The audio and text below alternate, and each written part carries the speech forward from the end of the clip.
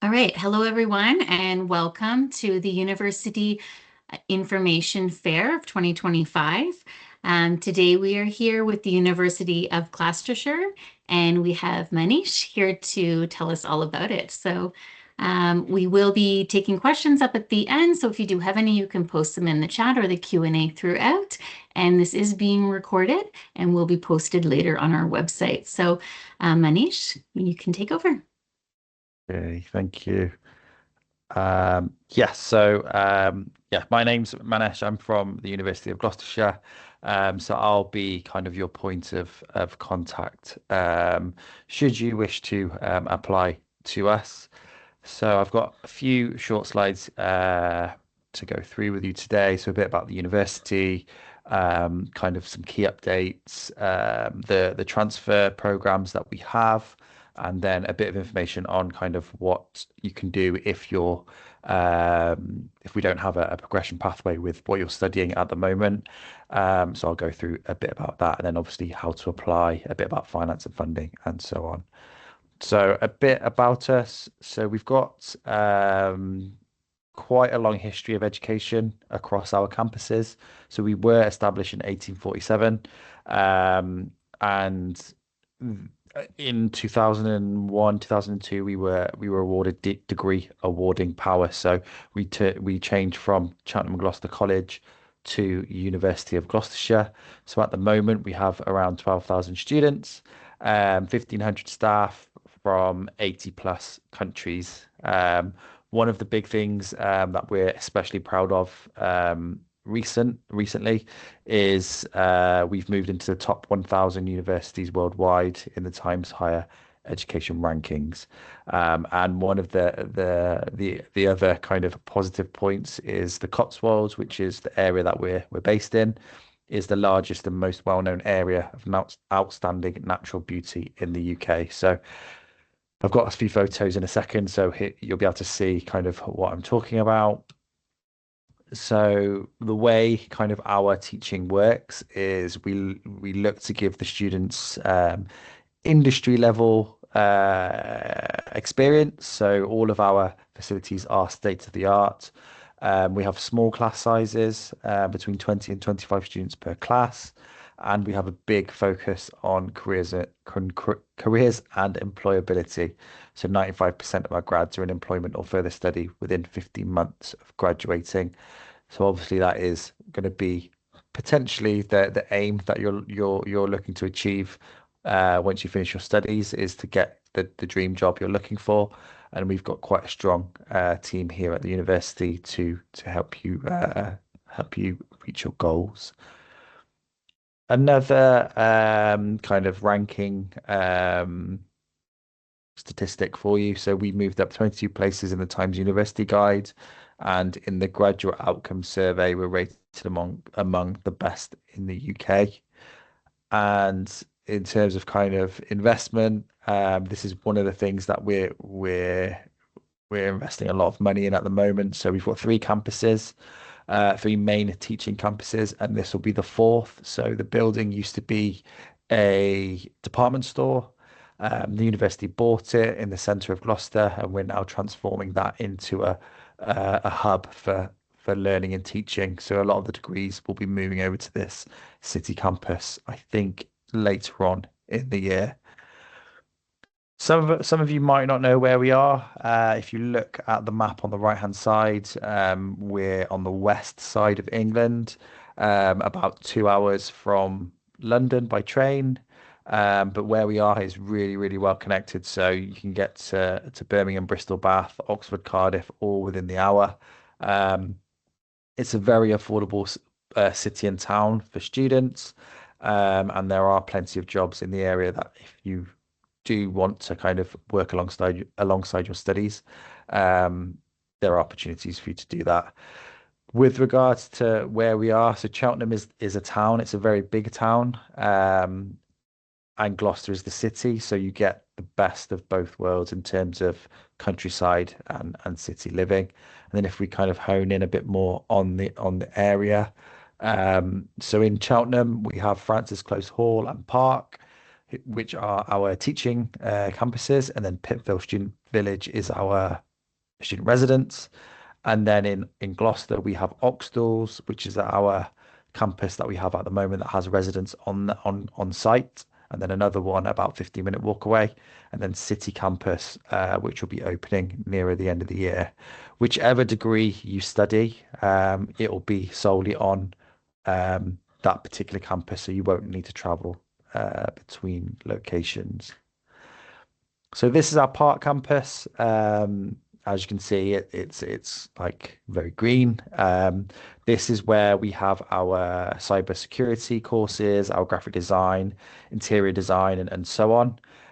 It's personally my favorite campus because it's on kind of if you look at it from a map, there's a road that runs all the way around it. So inside that kind of area, it's just all university buildings. There's a lot of green space. There's ducks on campus as well that get looked after by the ground staff. And this is where, obviously, I said that the design courses and cyber and computer security will be here too. We have just invested just under £6 million in new facilities and equipment. So again, coming to us at this point is a real kind of good time to come study with us. And then if we move on to the other campus in Cheltenham, so you can see it's completely different in terms of architecture. Um, this is Francis Close Hall, so it has architecture courses, it has biomedical science, biology, it has our English language courses, and then if you study here, you'll get kind of a completely different experience as opposed to studying at Park. And as I said before, we invested in Park, but we've also invested in FCH. So again, 2.5 million in new bioscience lab, as well as our refurbing our architecture and constructed environment suites as well. And then if we move on to Oxtalls, so this is our business school. So this is about 6 years old, maybe 7 years old now. And then just about a 10-second walk opposite this building is where our healthcare courses are. So things like sports science, nursing, paramedics, physiotherapy. And then opposite that building, the other side, is the residence where if you're studying on this campus, that's where you can live. So this is our biggest campus and it has the most students. And then about a 10-minute walk from this through the kind of the fields um, is our sports facilities, which are kind of linked to this campus. So yeah, this is where business law courses are delivered, and then we've got sports and healthcare just a short walk away from this building. So as part of kind of studying with us, each campus will have their own student futures team. So these essentially are your careers counselors, and I would really recommend taking advantage of the services that they offer. There's a lot of career studios. We'll have employer fairs. They'll be able to guide on kind of updating your resume and so on. And if you want to find like a placement or an internship, they can help with that. Or if you just want to find something kind of part-time alongside your studies, then we work with uni temps that can help find one of those part-time jobs. So this is kind of what you'll have access to coming to study with us. So as you can see, we've got career coaches, we've got placement and volunteering opportunities, part-time work, local and national employers will come on campus. There's mentoring programs. There's lots of things to kind of take advantage of when you come to study with us. So Seneca has a number of different kind of agreements with university. So if you're studying one of these advanced diplomas or the graduate certificate, this is what you would transfer to. So if you're studying an advanced diploma, you would transfer to us for what's called level 6, which is the final year of the degree. You would study that year and you would then obtain the full degree from University of Gloucestershire. The graduate certificate is a little bit different. So students would do the dissertation or thesis part of the MA, and they would do that via distance learning. If the student wants to come on campus, then we can help the student with this. But for all of the bachelor's courses, they are in person on campus for 1 more year. If your course or your diploma is not listed on here, then we can look into possibly transferring your credits across in what's called accredited prior learning. So you would just need to apply for the relevant course. So if you're doing a business and management advanced diploma, for example, or business administration, you could transfer to our business and management degree in the final year. It would have to have some form of transferability. So you would need to do the same or similar subject area. We would then look at your courses that you've done on your diploma or advanced diploma and then match it up to what you would have studied had you done the full degree. And then if the team are happy with it, they would provide you with the right entry point, whether it be level 5, which is second year, or level 6, which is final year. If you are interested in this, you can send me an email and I can explain a bit more, or you can just apply for the degree and then apply for what's called APL through this following this email address and the requirements on the link. So in terms of the fees, so the undergrad fee for 25-26 is 17,425. For any student doing a bachelor's course that transfers to us, we would reduce that fee by 5 grand, so it will reduce to 12,425. Any student who doesn't go through an approved pathway and just comes via APL, we would reduce it by 1,500. There is a possibility of me adding more pathways to the agreement. So say you have applied for APL transfer, in the period from now until joining, I could potentially add that pathway to the agreement to reduce the cost and obviously increase the amount of scholarship that you would receive. If you are, both of these are automatically awarded, so you don't need to apply for it. I just need to tell the finance team who's a transfer student coming through an approved or unapproved pathway. We do accept OSAP, so from my experience, it's better to start looking into things as early as possible because there's obviously delays with or potential delays with the funding provider. If you need anything completing, the forms can be sent to me in the first instance, and then I can fill them in for you and send them back. I would try to look into the funding as soon as possible. So submitting an application, all applications need to go either through UCAS, so the deadline is the end of July, or via an education agent. So one of the agents you can use will be on our In Your Country pages for Canada. There's a link for this at the end of the presentation.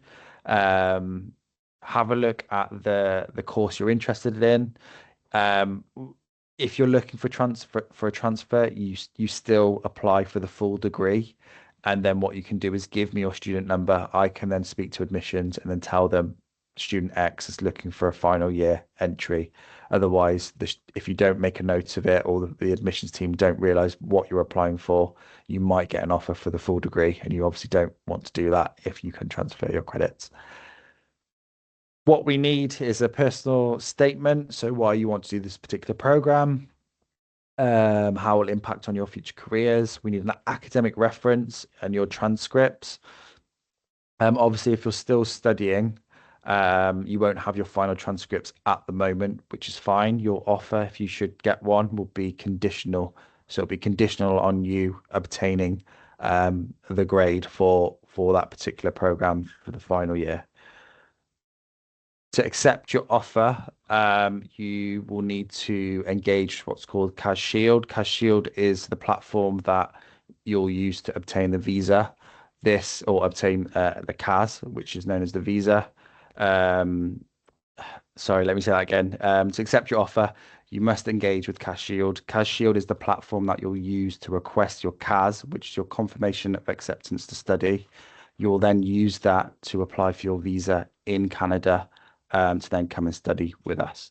The deadline for applications will be July for September entry, so don't leave it until then. I would apply in the next kind of couple of months. We don't charge for any of the applications, so just make sure everything that we request is submitted, and then we should give you an offer within, I would say, 3 to 4 weeks. And then these are the entry requirements. So if you're doing an approved pathway, um, I you will you'll you'll meet the academic entry requirements for that particular program. If you're not on an approved pathway, you will then need to have a GPA of 2.7 as a minimum. For some of the courses, you might need to have an interview or provide a portfolio. So our accommodation options, as I mentioned, we've got one big kind of residence in Cheltenham. There are residences on our Park campus and also Oxtalls. These range from between 150 to 240 pounds a week. Most of them are en suite, and this is a separate application to the degree. You will need to have accepted your offer before applying.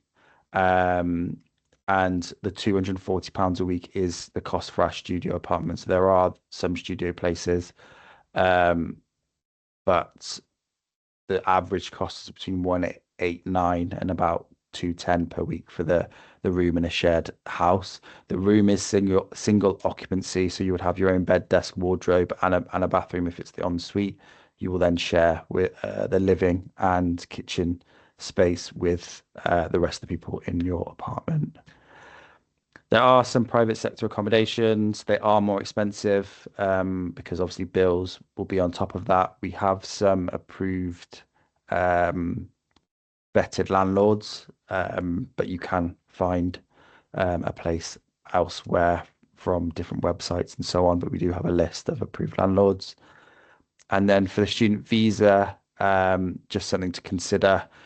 There will be a visa fee of around £490 and then a mandatory international health surcharge of £800 per year, plus approximately the cost of 4 months. So it'll be about £1,500, I think, that'll be due at the point of applying for your visa, which is something to take into consideration.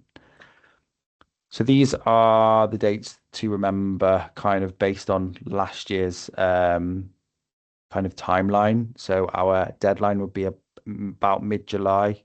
We guarantee international students accommodation if they apply by the start of August. And then to request your CAS and pay the deposit will be the end of August. And then arrivals weekend will probably be mid-September.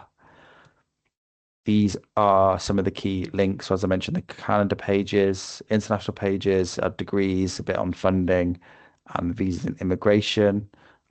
Just have a look and make sure you're kind of up to date with the info. And then you can send me an email if you have any further questions. So that's the end of the presentation. I'm going to stop sharing my screen. Do you guys have any questions at all? Thank you very much, Manish. Yes, if anyone has any questions, please feel free to post them in our Q&A. Lots of great information there, beautiful campuses, and lots of really great scholarship opportunities for students. So are students able to email you directly, or how would, if they wanted some more information? Yeah, they can email me directly. I'm not sure if my email's on the kind of pathways page, but I'll just pop it in there. We do Chat. have the I can, international at glos.ac.uc.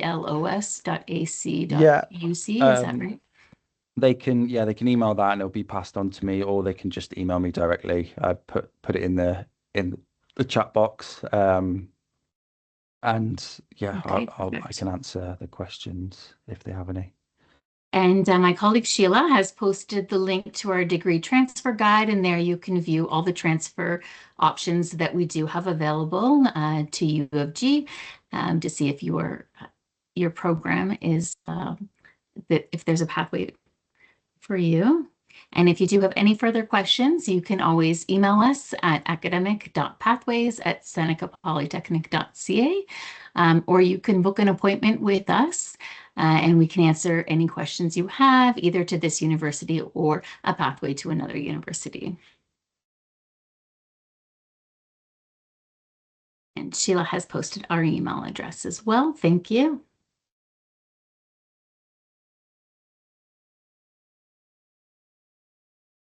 All right. Well, it looks like we have no further questions. So thank you so much, Manish, for presenting to us today. And thank you, everyone, for joining. We really appreciate this. And this will be recorded and posted on our website by next week. Thank you very much. Thank you. Thank you.